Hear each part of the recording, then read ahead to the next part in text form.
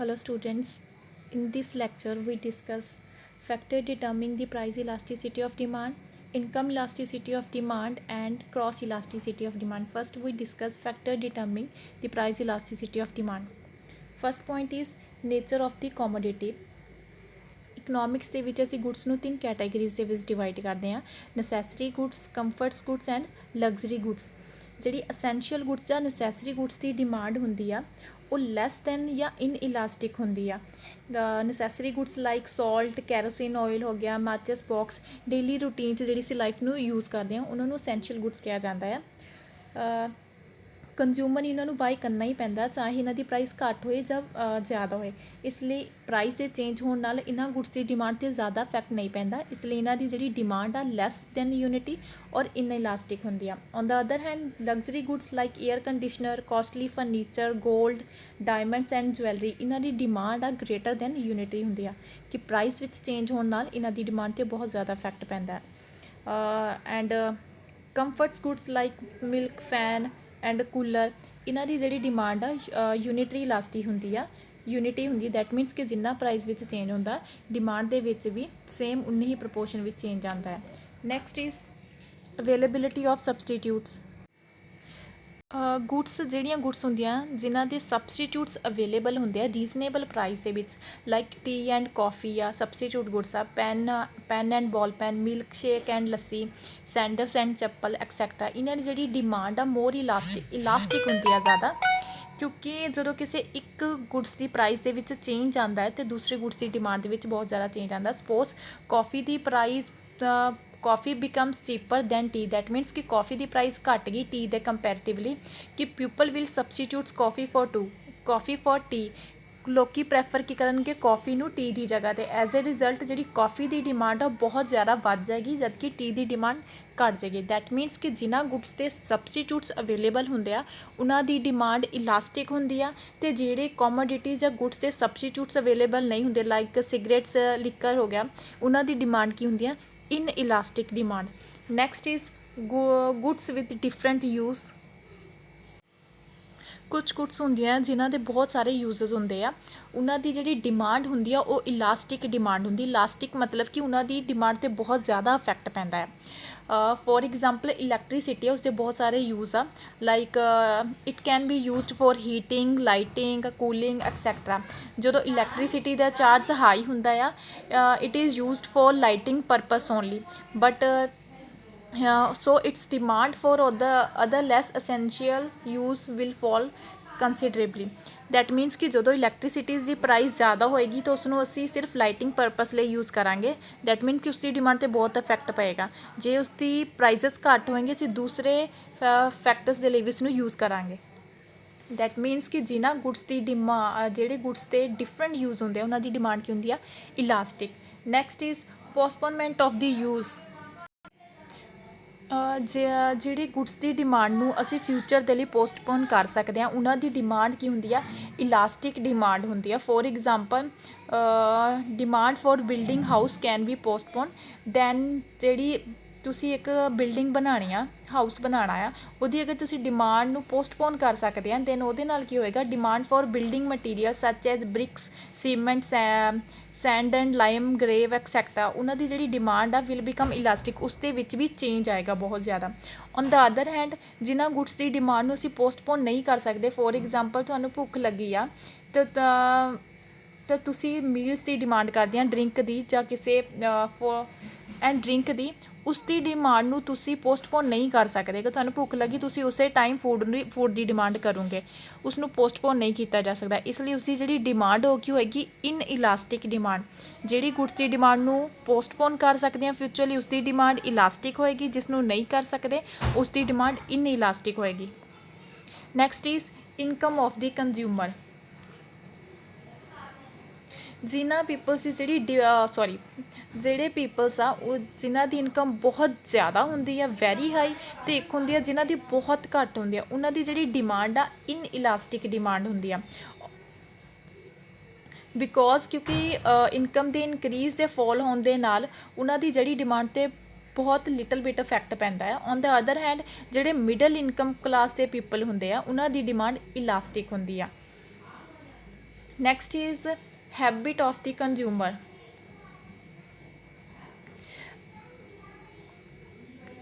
ਕੁਝ ਕੰਜ਼ਿਊਮਰ ਹੁੰਦੇ ਆ ਜਿਨ੍ਹਾਂ ਨੂੰ ਕਿਸੇ ਗੁਡਸ ਦੀ ਹੈਬਿਟ ਲੱਗ ਜਾਂਦੀ ਆ, ਲਾਈਕ ਕਿਸੇ ਨੂੰ ਸਿਗਰਟ ਦੀ ਆ, ਕਿਸੇ ਨੂੰ ਕੌਫੀ ਦੀ। ਇਸ ਲਈ ਉਹਨਾਂ ਅਗਰ ਕਿਸੇ ਚੀਜ਼ ਦੀ ਹੈਬਿਟ ਆ, ਉਸ ਚੀਜ਼ ਦੀ ਡਿਮਾਂਡ ਇਨ ਇਲਾਸਟਿਕ ਹੋਏਗੀ। ਦੈਟ ਮੀਨਸ ਕਿ ਪ੍ਰਾਈਸ ਦੇ ਚੇਂਜ ਹੋਣ ਦੇ ਨਾਲ ਉਸਦੀ ਡਿਮਾਂਡ 'ਤੇ ਕੋਈ ਇਫੈਕਟ ਨਹੀਂ ਪਏਗਾ ਕੰਜ਼ਿਊਮਰ ਨੂੰ। ਬਟ ਜਿਹੜੇ ਗੁਡਸ ਦੀ ਹੈਬਿਟ ਨਹੀਂ ਹੈ ਉਹਨਾਂ ਦੀ ਡਿਮਾਂਡ ਕੀ ਹੋਏਗੀ? Elastic. Proportion of income spent on a commodity means ਕਿ ਕੁਛ ਗੁਡਸ ਹੁੰਦੀਆਂ ਜਿਨ੍ਹਾਂ ਦੇ ਉੱਪਰ ਕੰਜ਼ਿਊਮਰ ਆਪਣੀ ਇਨਕਮ ਦਾ ਬਹੁਤ ਹੀ ਸਮੋਲ ਪੋਰਸ਼ਨ ਸਪੈਂਡ ਕਰਦਾ, ਉਹਨਾਂ ਦੀ ਡਿਮਾਂਡ ਇਨ ਇਲਾਸਟਿਕ ਡਿਮਾਂਡ ਹੁੰਦੀ ਆ। Like newspaper, toothpaste, boot polish etcetera. ਇਹਨਾਂ ਦੀ ਪ੍ਰਾਈਸ ਵਿੱਚ ਚੇਂਜ ਹੋਣ ਦੇ ਨਾਲ ਡਿਮਾਂਡ ਵਿੱਚ ਡਿਕਰੀਜ਼ ਜਾਂ ਕੰਟਰੈਕਟ ਨਹੀਂ ਹੁੰਦੀ। ਦੈਟ ਮੀਨਸ ਡਿਮਾਂਡ 'ਤੇ ਇੰਨਾ ਜ਼ਿਆਦਾ ਇਫੈਕਟ ਨਹੀਂ ਪੈਂਦਾ, ਇਸ ਲਈ ਉਹਨਾਂ ਦੀ ਡਿਮਾਂਡ ਕੀ ਹੁੰਦੀ? Inelastic. On the other hand ਕੁਛ ਗੁਡਸ ਦੇ ਉੱਤੇ ਜਿਹੜਾ ਆਪਣਾ ਕੰਜ਼ਿਊਮਰ ਆਪਣੀ ਇਨਕਮ ਦਾ large proportion of income spend ਕਰਦਾ, ਉਹਨਾਂ ਦੀ ਡਿਮਾਂਡ ਕੀ ਹੁੰਦੀ ਹੈ? ਇਲਾਸਟਿਕ ਡਿਮਾਂਡ ਹੁੰਦੀ ਹੈ। ਫੋਰ ਐਗਜ਼ਾਮਪਲ ਕਲੋਥਸ ਉੱਪਰ, ਨਿਊਟ੍ਰੀਸ਼ਨਸ ਫੂਡ ਹੋ ਗਿਆ, LED TV ਐਕਸੈਕਟਰਾ। ਇਹਨਾਂ ਦੀ ਪ੍ਰਾਈਸ ਚੇਂਜ ਹੋਣ ਦੇ ਨਾਲ ਡਿਮਾਂਡ ਵਿੱਚ ਬਹੁਤ ਜ਼ਿਆਦਾ ਇਫੈਕਟ ਪੈਂਦਾ। ਅਗਰ ਜੇ ਪ੍ਰਾਈਸ ਇਨਕਰੀਜ਼ ਕਰਦੀ ਹੈ ਤਾਂ ਡਿਮਾਂਡ ਬਹੁਤ ਜ਼ਿਆਦਾ ਘੱਟ ਜਾਂਦੀ ਹੈ। Next is price level. ਜਿਨ੍ਹਾਂ ਗੁਡਸ ਦੀ ਪ੍ਰਾਈਸ ਬਹੁਤ ਜ਼ਿਆਦਾ ਹੁੰਦੀ ਹੈ, very priced goods like diamonds, jewellery, costly carpets etcetera. ਇਹਨਾਂ ਦੀ ਪ੍ਰਾਈਸ ਦੇ ਵਿੱਚ ਚੇਂਜ ਹੋਣ ਦੇ ਨਾਲ ਉਹਨਾਂ ਦੀ ਡਿਮਾਂਡ 'ਤੇ ਬਹੁਤ ਲਿਟਲ ਬਿਟ ਇਫੈਕਟ ਪੈਂਦਾ ਆ। ਜਿਹੜੀਆਂ ਵੈਰੀ ਲੋ ਪ੍ਰਾਈਸਡ ਗੁਡਸ ਹੁੰਦੀਆਂ ਆ, ਉਹਨਾਂ ਦੀ ਡਿਮਾਂਡ ਵੀ ਇਨ ਇਲਾਸਟਿਕ ਹੁੰਦੀ ਹੈ। ਲਾਈਕ ਪੋਸਟ ਕਾਰਡਸ ਹੋ ਗਏ, ਚੀਪ ਵੈਜੀਟੇਬਲਸ ਹੋ ਗਿਆ, ਮਾਚਸ ਬਾਕਸ ਐਕਸੈਕਟਰਾ। ਇਹਨਾਂ ਦੀ ਪ੍ਰਾਈਸ ਵਿੱਚ ਵੀ ਚੇਂਜ ਹੋਣ ਦੇ ਨਾਲ ਬਹੁਤ ਘੱਟ ਇਫੈਕਟ ਪੈਂਦਾ ਡਿਮਾਂਡ 'ਤੇ। ਔਨ ਦਾ ਅਦਰ ਹੈਂਡ ਜਿਹੜੀਆਂ ਮੀਡੀਅਮ ਪ੍ਰਾਈਸ ਗੁਡਸ ਹੁੰਦੀਆਂ ਲਾਈਕ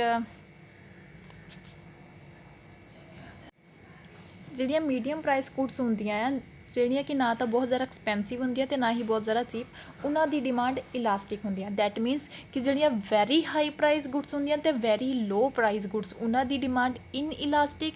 ਜਿਹੜੀਆਂ ਮੀਡੀਅਮ ਪ੍ਰਾਈਸ ਗੁਡਸ ਹੁੰਦੀਆਂ ਉਹਨਾਂ ਦੀ ਡਿਮਾਂਡ ਕੀ ਹੁੰਦੀ ਆ? Elastic.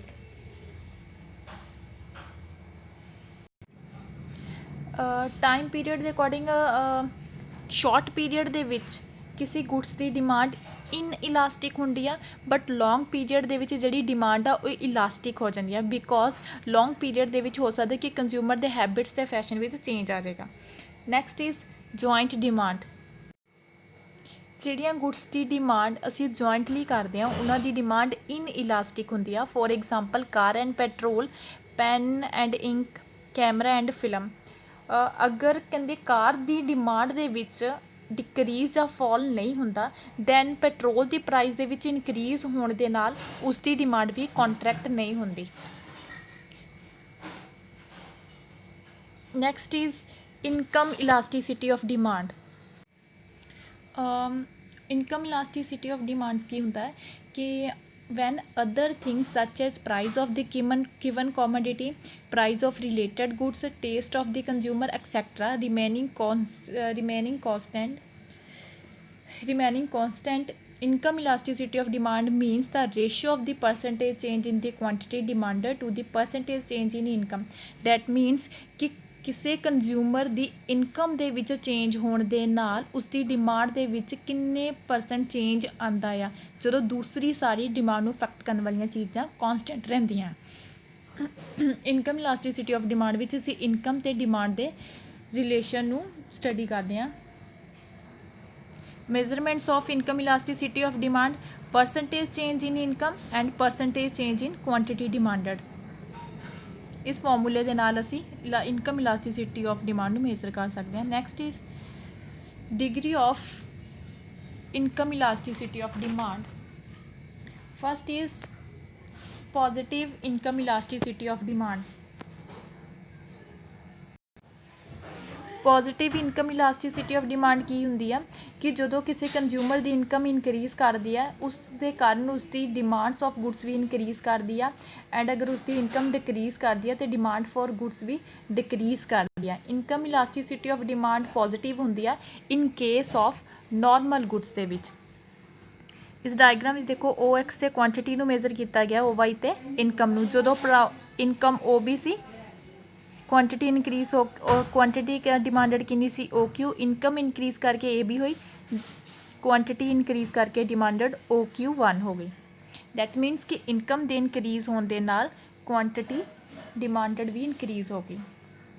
Positive income elasticity of demand can be of 3 types. Positive income elasticity ਨੂੰ ਅਸੀਂ 3 ਟਾਈਪਸ ਦੇ ਵਿੱਚ ਕੈਟੇਗਰਾਈਜ਼ ਕਰ ਸਕਦੇ ਹਾਂ। First is unitary income elasticity of demand. Positive income elasticity of demand is unitary when a given percentage change in income is followed by equal percentage change in demand. That means unitary income elasticity of demand ਕੀ ਹੁੰਦੀ ਆ ਕਿ ਜਿੰਨਾ income ਦੇ ਵਿੱਚ change ਆਇਆ demand ਦੇ ਵਿੱਚ ਵੀ ਉਨਾ ਹੀ ਚੇਂਜ ਆਇਆ। ਸਪੋਜ਼ ਇਨਕਮ ਇਨਕਰੀਜ਼ ਹੋਈ 100% ਅਤੇ ਡਿਮਾਂਡ ਵੀ ਇਨਕਰੀਜ਼ ਹੋ ਗਈ 100%। That is unitary elasticity of demand. ਜਿੰਨਾ ਇਨਕਮ 'ਚ ਚੇਂਜ ਸੇਮ ਉਨਾ ਹੀ ਡਿਮਾਂਡ 'ਚ ਚੇਂਜ।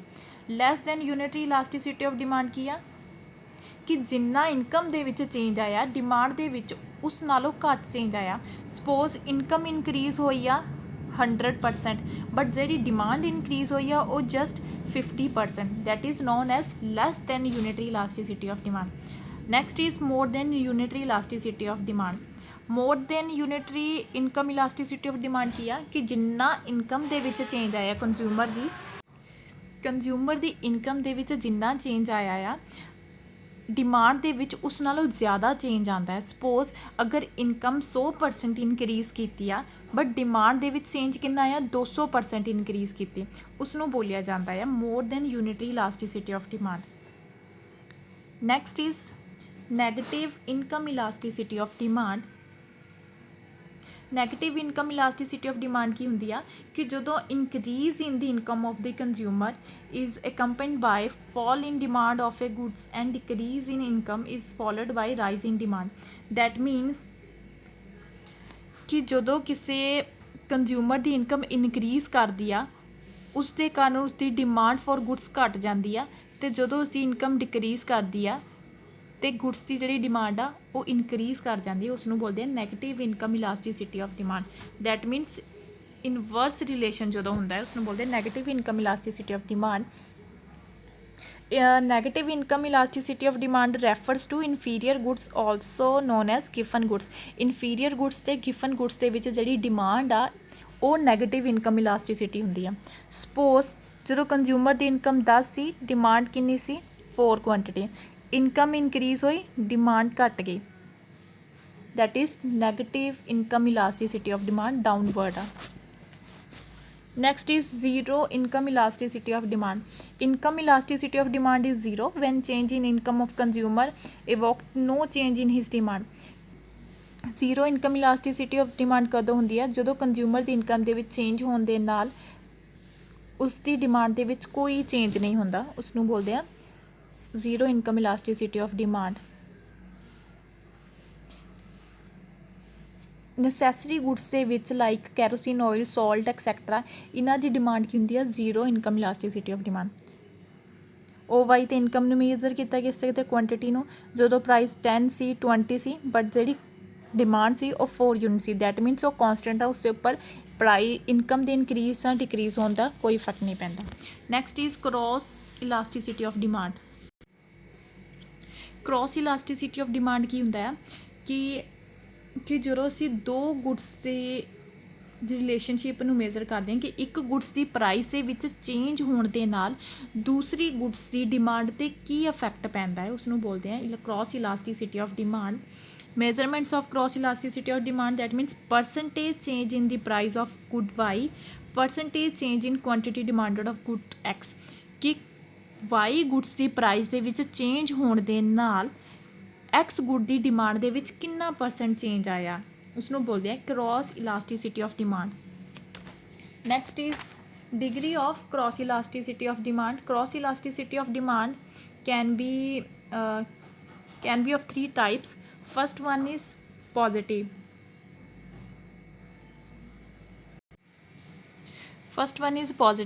ਜਦੋਂ ਦੋ ਗੁੱਡਸ ਸਬਸਟੀਟਿਊਟਸ ਹੁੰਦੀਆਂ ਈਚ ਅਦਰ ਦੀਆਂ ਦੈਨ ਉਹਨਾਂ ਦੀ ਜਿਹੜੀ ਡਿਮਾਂਡ ਹੁੰਦੀ ਆ ਉਹ ਪੋਜ਼ੀਟਿਵ ਹੁੰਦੀ ਆ, positive cross elasticity of demand. That means ਕਿ ਇੱਕ ਗੁੱਡਸ ਦੀ ਪ੍ਰਾਈਸ ਦੇ ਵਿੱਚ ਚੇਂਜ ਹੋਣ ਦੇ ਨਾਲ ਸਪੋਜ਼ ਇੱਕ ਗੁੱਡਸ ਦੀ ਪ੍ਰਾਈਸ ਅਗਰ ਇਨਕਰੀਜ਼ ਕਰਦੀ ਆ ਤਾਂ ਦੂਸਰੀ ਗੁੱਡਸ ਦੀ ਜਿਹੜੀ ਡਿਮਾਂਡ ਆ ਉਹ ਵੀ ਇਨਕਰੀਜ਼ ਕਰਨਾ ਸਟਾਰਟ ਕਰ ਦੇਗੀ। ਸਪੋਜ਼ ਇੱਕ ਐਗਜ਼ਾਮਪਲ ਲੈਂਦੇ ਹਾਂ कि अगर टी कॉफ़ी की पहला प्राइस 5 रुपीज़ सी, डिमांड फॉर टी की सी 50। कॉफ़ी तो टी सबसटीट्यूट्स गुड्स आ कि एक दूसरी जगह तो उन्होंने यूज़ कर सकते हैं। कॉफ़ी की प्राइस 5 सी, टी की डिमांड 50 सी। कॉफ़ी की प्राइस राइज होके 7 पर कप हो गई, इसलिए जी demand for tea goes up कितनी होगी 100 कप्स। दैट मीनस कि जो कॉफ़ी की प्राइस इनक्रीज हुई उसके कारण टी की डिमांड वध गई। टी की डिमांड क्यों वध गई? क्योंकि हो सकता कि कॉफ़ी जोड़े पहला कॉफ़ी पीते थे उसकी प्राइस वधन करके उन्होंने कॉफ़ी की जगह टी नू प्रैफर करना स्टार्ट करता। दैट मीनस कि जो एक गुड्स की प्राइस के राइज होने के नाल दूसरी गुड्स की डिमांड में चेंज होता उसनूं बोलते हैं positive cross elasticity of demand. जो price of coffee O P सी, डिमांड कितनी सी ओ क्यू टी की, प्राइस इनक्रीज करके हुई O P 1, demand of tea होगी O Q 1। Next is negative cross elasticity of demand in case of complementary goods और jointly demanded goods. उन्हां दे विच जिहड़ी डिमांड आ क्रॉस इलास्टिसिटी ऑफ जिहड़ी डिमांड वो नैगेटिव हुंदी आ। दैट मीनस कि percentage rise in the price of one leads to percentage fall in the demand for the others. कि जो एक गुड्स की प्राइस के विच चेंज आता है तो दूसरी गुड्स की डिमांड के विच जो एक गुड्स की प्राइस इनक्रीज करती है तो दूसरी गुड्स की डिमांड डिक्रीज कर जाती है। सपोज जिदा ब्रैड एंड बटर आ दोनों की कॉम्पलीमेंटरी गुड्स आ। जो ब्रैड की प्राइस 8 रुपीज़ सी per piece, then demand for butter कितना सी 10 kg। जो ब्रैड की प्राइस इनक्रीज कर गई demand for butter falls to 5 kg। जो ब्रैड की प्राइस इनक्रीज कर गई तो जी बटर की डिमांड आ वो घट गई। क्यों घट गई? क्योंकि हो सकता जोड़े लोग पहला ब्रैड नूं परचेज करते सी उन्होंने वो प्राइस इनक्रीज होने के नाल उसनूं परचेज करना घट कर दिता।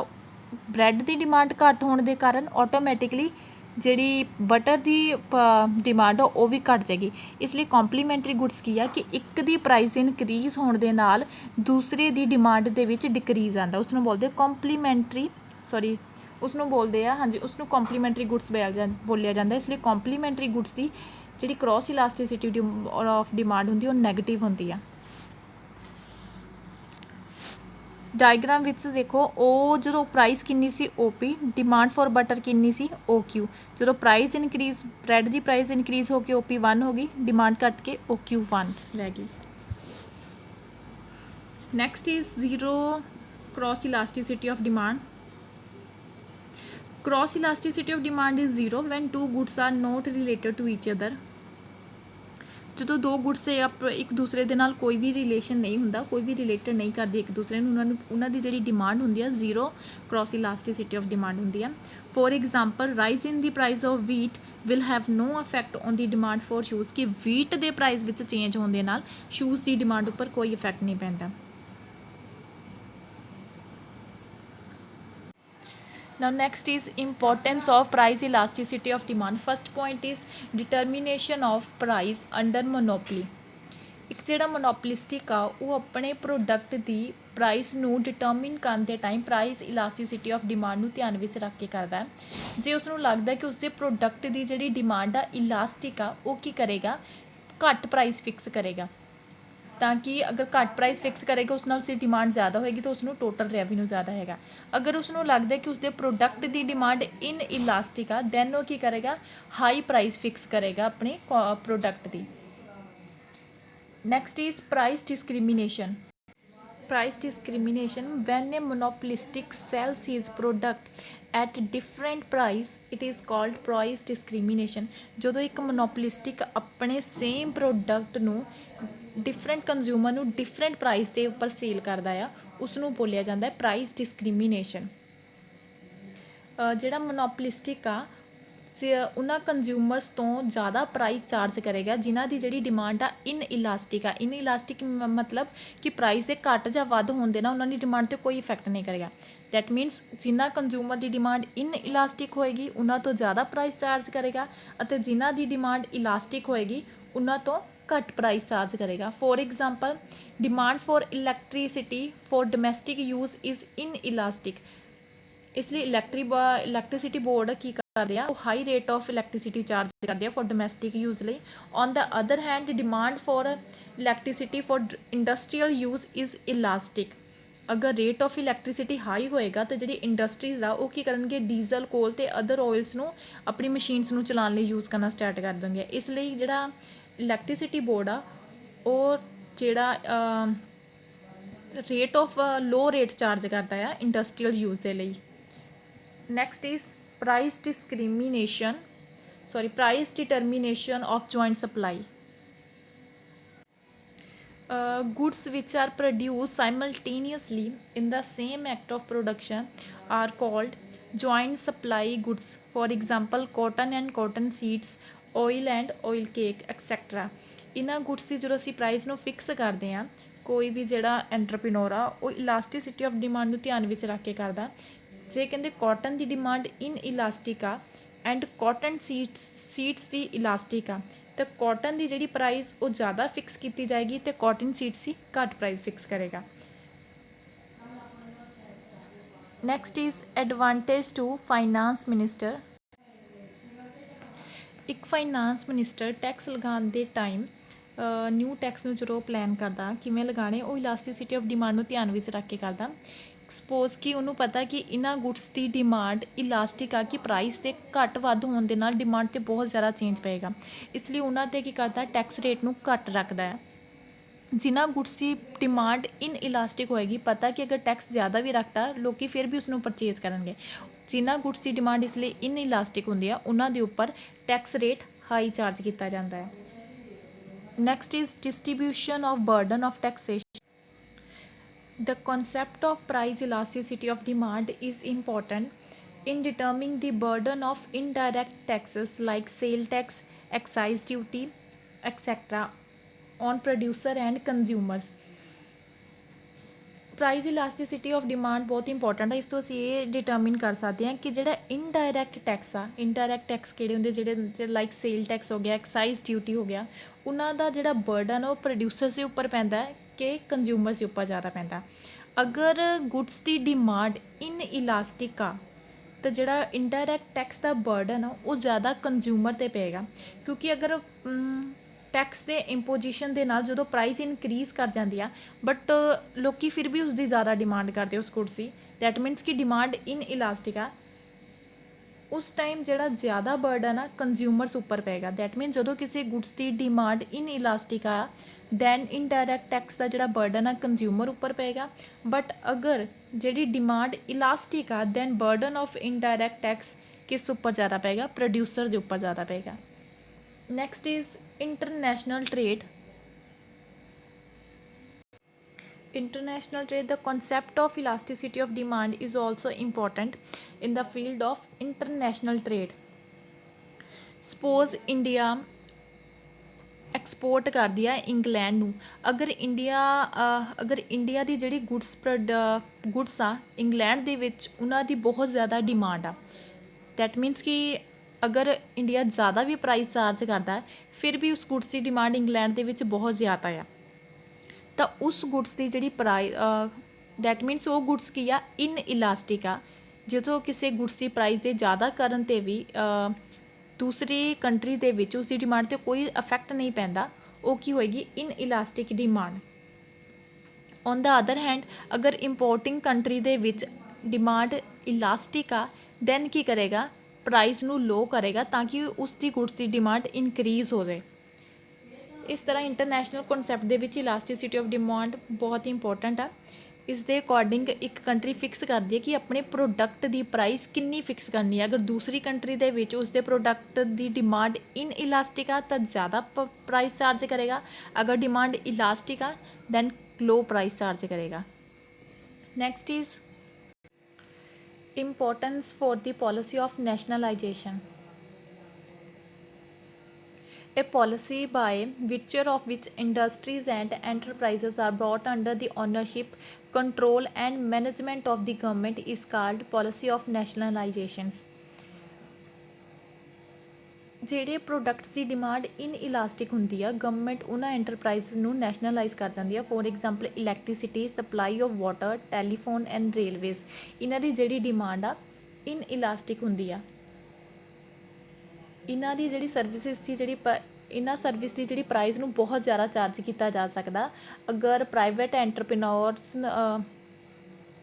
ਅਗਰ if these entrepreneurs are allowed to be run by the private entrepreneurs, ਅਗਰ ਇਹਨਾਂ ਮਤਲਬ ਕਿ ਇਹਨਾਂ ਇੰਡਸਟਰੀਜ਼ ਜਾਂ ਐਂਟਰਪ੍ਰਾਈਜ਼ਸ ਨੂੰ ਅਗਰ ਪ੍ਰਾਈਵੇਟ ਐਂਟਰਪ੍ਰੀਨੋਰਸ ਦੇ ਅੰਡਰ ਕਰ ਦਿੱਤਾ ਜਾਵੇ ਤਾਂ ਇਹਨਾਂ ਸਰਵਿਸਿਜ਼ ਦੇ ਬਦਲੇ ਬਹੁਤ ਜ਼ਿਆਦਾ ਪ੍ਰਾਈਸ ਚਾਰਜ ਕਰ ਸਕਦੇ ਆ, ਕਿਉਂਕਿ ਇਹਨਾਂ ਦੀ ਡਿਮਾਂਡ ਇਨ ਇਲਾਸਟਿਕ ਹੁੰਦੀ ਆ। ਇਸ ਲਈ ਗਵਰਨਮੈਂਟ ਕੀ ਕਰਦੀ ਆ, ਇਹਨਾਂ ਸੈਕਟਰਸ ਦਾ ਕੀ ਕਰ ਜਾਂਦੀ ਆ, ਨੈਸ਼ਨਲਾਈਜੇਸ਼ਨ ਕਰ ਜਾਂਦੀ ਆ ਤਾਂ ਕਿ ਕੰਜ਼ਿਊਮਰ ਦੀ ਐਕਸਪਲੋਇਟੇਸ਼ਨ ਨਾ ਹੋ ਸਕੇ। Next is wage determination. ਅਗਰ ਲੇਬਰਸ ਦੀ ਡਿਮਾਂਡ ਇਨ ਇਲਾਸਟਿਕ ਹੁੰਦੀ ਆ, demand for the services is inelastic, then labour union ਕੀ ਹੁੰਦੀ ਹੈ, ਸਕਸੀਡਸ ਹੁੰਦੀ ਆ ਗੈਟਿੰਗ ਦੇਅਰ ਵੇਜ ਇਨਕਰੀਜ਼ਡ। ਅਗਰ ਡਿਮਾਂਡ ਇਨ ਇਲਾਸਟਿਕ ਆ, ਵੇਜ ਰੇਟ ਜ਼ਿਆਦਾ ਹੁੰਦੀ ਹੈ, ਅਗਰ ਡਿਮਾਂਡ ਇਲਾਸਟਿਕ ਆ, ਵੇਜ ਘੱਟ ਆ। Next is paradox of poverty. Paradox of poverty ਦਾ ਮਤਲਬ ਕੀ ਆ, ਇਹਨੂੰ ਅਸੀਂ ਐਗਰੀਕਲਚਰ ਫੀਲਡ ਦੇ ਨਾਲ ਕਨੈਕਟ ਕਰਦੇ ਹਾਂ। ਸਪੋਜ਼ ਕਹਿੰਦੇ ਕਿ ਜਦੋਂ ਪ੍ਰੋਡਕਸ਼ਨ ਜ਼ਿਆਦਾ ਹੁੰਦਾ ਆ, ਪ੍ਰੋਡਕਸ਼ਨ ਜ਼ਿਆਦਾ ਹੋਣ ਦੇ ਨਾਲ ਇਹ ਅਜ਼ਿਊਮ ਕੀਤਾ ਜਾਂਦਾ ਕਿ ਇਨਕਮ ਵੀ ਜ਼ਿਆਦਾ ਹੋਏਗੀ, ਬਟ ਐਕਚੁਅਲ 'ਚ ਕੀ ਹੁੰਦਾ ਕਿ ਇਨਕਮ ਘੱਟ ਹੁੰਦੀ ਆ। ਕਿਉਂ ਹੁੰਦੀ ਆ? ਇਸ ਸਿਚੁਏਸ਼ਨ ਨੂੰ ਪੈਰਾਡੋਕਸ ਆਫ ਪਾਵਰਟੀ ਕਿਹਾ ਜਾਂਦਾ। ਰੀਜ਼ਨ ਕੀ ਆ ਕਿ ਜਦੋਂ ਫੂਡ ਪ੍ਰੋਡਕਸ਼ਨ ਸਪੋਜ਼ ਜ਼ਿਆਦਾ ਹੁੰਦੀ ਆ, ਬਟ ਜਿਹੜੀ ਆ ਡਿਮਾਂਡ ਫॉर ਫੂਡ ਦੀ ਆ ਉਹ ਇਨ ਇਲਾਸਟਿਕ ਹੁੰਦੀ ਆ। ਫੂਡ ਗੁਡਸ ਦੀ ਜਿਹੜੀ ਡਿਮਾਂਡ ਉਹ ਐਜ਼ ਇਟ ਇਜ਼ ਫਿਕਸ ਰਹਿੰਦੀ, ਉਹ ਇੰਨੀ ਜ਼ਿਆਦਾ ਨਹੀਂ ਬਣਦੀ। ਅਗਰ ਪ੍ਰੋਡਕਸ਼ਨ ਇਨਕਰੀਜ਼ ਹੋ ਜਾਂਦਾ ਆ, ਡਿਮਾਂਡ ਉਨੀ ਰਹਿੰਦੀ ਆ, ਦੈਟ ਮੀਨ ਸਪਲਾਈ ਵੱਧ ਗਈ। ਅਗਰ ਸਪਲਾਈ ਇਨਕਰੀਜ਼ ਹੋ ਜਾਂਦੀ ਹੈ ਡਿਮਾਂਡ ਨਾਲੋਂ, ਦੈਨ ਕੀ ਕਰਦੀ ਆ, ਪ੍ਰਾਈਸ ਡਿਕਰੀਜ਼ ਕਰਨਾ ਸਟਾਰਟ ਕਰ ਜਾਂਦੀ ਆ। ਪ੍ਰਾਈਸ ਡਿਕਰੀਜ਼ ਕਰਨਾ ਸਟਾਰਟ ਕਰ ਜਾਂਦੀ ਆ, ਦੈਟ ਮੀਨਸ ਕਿ ਡਿਮਾਂਡ ਉਨੀ ਦੀ ਉਨੀ ਰਹੀ, ਸਪਲਾਈ ਜ਼ਿਆਦਾ ਹੋਣ ਕਾਰਨ ਪ੍ਰਾਈਸ ਘੱਟ ਗਈ। ਪ੍ਰਾਈਸ ਘੱਟ ਹੋਣ ਦੇ ਕਾਰਨ ਰੈਵਨਿਊ ਘੱਟ ਜਾਂਦਾ ਹੈ। This is known as paradox of poverty, ਕਿ ਪ੍ਰੋਡਕਸ਼ਨ ਜ਼ਿਆਦਾ ਹੋਣ ਦੇ ਬਾਵਜੂਦ ਵੀ ਜਿਹੜੀ ਰੈਵਨਿਊ ਆ ਉਹ ਘੱਟ ਹੁੰਦੀ ਆ। ਕਿਉਂ ਘੱਟ ਹੁੰਦੀ ਆ? ਕਿਉਂਕਿ ਡਿਮਾਂਡ ਇਨ ਇਲਾਸਟਿਕ ਹੁੰਦੀ ਆ। ਡਿਮਾਂਡ ਇਨਕਰੀਜ਼ ਨਹੀਂ ਕਰਦੀ ਪ੍ਰੋਡਕਸ਼ਨ 'ਤੇ ਇਨਕਰੀਜ਼ ਹੋਣ ਨਾਲ। ਸਪਲਾਈ ਡਿਮਾਂਡ ਤੋਂ ਜ਼ਿਆਦਾ ਹੋਣ ਕਾਰਨ, ਜਦੋਂ ਸਪਲਾਈ ਡਿਮਾਂਡ ਤੋਂ ਜ਼ਿਆਦਾ ਹੁੰਦੀ ਆ, ਦੈਨ ਪ੍ਰਾਈਜ਼ਸ ਘੱਟ ਜਾਂਦੀਆਂ ਗੁੱਡਸ ਦੀਆਂ, ਉਸ ਕਾਰਨ ਜਿਹੜਾ ਰੈਵਨਿਊ ਘੱਟ ਹੁੰਦਾ ਆ। ਇਸ ਸਿਚੁਏਸ਼ਨ ਨੂੰ ਬੋਲਦੇ ਆ paradox of poverty. Next is effect on employment. Effect of on employment means कि effect of automatic machines on employment depend on elasticity of demand for the goods produced by such machines। कि automatic machine ਦਾ employment ਦੇ ਉੱਪਰ ਕਿਸ ਤਰ੍ਹਾਂ ਦਾ effect ਪਿਆ, ਇਹ ਕਿਸ ਚੀਜ਼ 'ਤੇ depend ਕਰਦਾ ਹੈ? Elasticity of demand for the goods produced by such machines, ਕਿ ਉਹਨਾਂ ਮਸ਼ੀਨਸ ਦੁਆਰਾ ਬਣਾਏ ਗਏ ਪ੍ਰੋਡਕਟਸ ਦੀ ਡਿਮਾਂਡ ਦੀ ਇਲਾਸਟੀਸਿਟੀ 'ਤੇ ਡਿਪੈਂਡ ਕਰਦਾ ਹੈ। ਸਪੋਜ਼ ਕਿ ਜਦੋਂ ਅਸੀਂ ਨਿਊ ਟੈਕਨੀਕਸ ਜਾਂ ਮਸ਼ੀਨਰੀਜ਼ ਨੂੰ ਯੂਜ਼ ਕਰਦੇ ਹਾਂ, ਉਹਦੇ ਨਾਲ ਕੀ ਹੁੰਦਾ, ਅਨਐਮਪਲੋਇਮੈਂਟ ਹੁੰਦੀ ਆ, ਬਟ ਦੀ ਨਾਲ ਪ੍ਰਾਈਸਿਸ ਆਫ ਗੁੱਡਸ ਵੀ ਡਿਕਰੀਜ਼ ਕਰਦੇ ਆ। If demand for these goods is more elastic, ਅਗਰ ਇਹ ਨਾ ਜਿਹੜੀ ਗੁੱਡਸ ਨੂੰ ਮਸ਼ੀਨਸ ਨੇ ਬਣਾਇਆ ਉਹਨਾਂ ਦੀ ਡਿਮਾਂਡ ਇਲਾਸਟਿਕ ਆ, ਉਹਦੇ ਨਾਲ ਕੀ ਹੋਏਗਾ, ਜਦੋਂ ਪ੍ਰਾਈਸਿਸ ਘਟਣਗੀਆਂ ਤਾਂ ਉਸ ਦੇ ਨਾਲ ਕੀ ਹੋਏਗਾ, ਡਿਮਾਂਡ ਦੇ ਵਿੱਚ ਬਹੁਤ ਜ਼ਿਆਦਾ ਚੇਂਜ ਆਏਗਾ। ਡਿਮਾਂਡ ਦੇ ਵਿੱਚ ਚੇਂਜ ਆਉਣ ਦੇ ਨਾਲ ਕੀ ਹੋਏਗਾ, ਜ਼ਿਆਦਾ ਗ੍ਰੇਟਰ ਡਿਮਾਂਡ ਕੀਤੀ ਜਾਵੇਗੀ, ਜ਼ਿਆਦਾ ਡਿਮਾਂਡ ਹੋਏਗੀ। ਜ਼ਿਆਦਾ ਡਿਮਾਂਡ ਹੋਣ ਦੇ ਨਾਲ ਕੀ ਹੋਏਗਾ, ਜ਼ਿਆਦਾ ਪ੍ਰੋਡਕਸ਼ਨ ਕਰਨਾ ਪਏਗਾ। ਪ੍ਰੋਡਕਸ਼ਨ ਜ਼ਿਆਦਾ ਕਰਨ ਦੇ ਲਈ ਆਟੋਮੈਟਿਕਲੀ ਜ਼ਿਆਦਾ ਐਮਪਲੋਇਮੈਂਟ ਦੀ ਜ਼ਰੂਰਤ ਪਏਗੀ। ਔਨ ਦ ਅਦਰ ਹੈਂਡ, ਅਗਰ demand for goods produced by automatic machine is inelastic, ਮਤਲਬ ਕਿ ਡਿਮਾਂਡ ਇਨ ਇਲਾਸਟਿਕ, ਉਸ ਵਿੱਚ ਚੇਂਜ ਨਹੀਂ ਹੁੰਦਾ ਪ੍ਰਾਈਸ ਦੇ ਘੱਟ ਹੋਣ ਦੇ ਬਾਵਜੂਦ ਵੀ, ਦੈਨ ਜਿਹੜਾ ਜ਼ਿਆਦਾ ਐਮਪਲੋਇਮੈਂਟ ਨਹੀਂ ਹੋਏਗੀ, ਐਮਪਲੋਇਮੈਂਟ ਘੱਟ ਹੋਏਗੀ, ਜ਼ਿਆਦਾ ਇਨਕਰੀਜ਼ ਨਹੀਂ ਹੋਏਗੀ। ਇਸ ਤਰ੍ਹਾਂ ਆਟੋਮੈਟਿਕ ਮਸ਼ੀਨਸ ਦੁਆਰਾ ਜਿਹੜੇ ਬਣਾਏ ਗਏ products the demand the ਇਲਾਸਟੀਸਿਟੀ of demand 'ਤੇ ਡਿਪੈਂਡ ਕਰਦਾ ਹੈ ਕਿ ਐਮਪਲੋਇਮੈਂਟ 'ਤੇ ਕੀ ਇਫੈਕਟ ਪਏਗਾ। ਅਗਰ ਉਸਦੀ ਗੁੱਡਸ ਦੀ ਡਿਮਾਂਡ ਇਲਾਸਟਿਕ ਹੈ, ਮੋਰ ਐਮਪਲੋਇਮੈਂਟ ਹੋਏਗਾ। ਅਗਰ ਡਿਮਾਂਡ ਇਨ ਇਲਾਸਟਿਕ ਹੈ goods the, then generation of employment ਘੱਟ ਹੋਏਗਾ।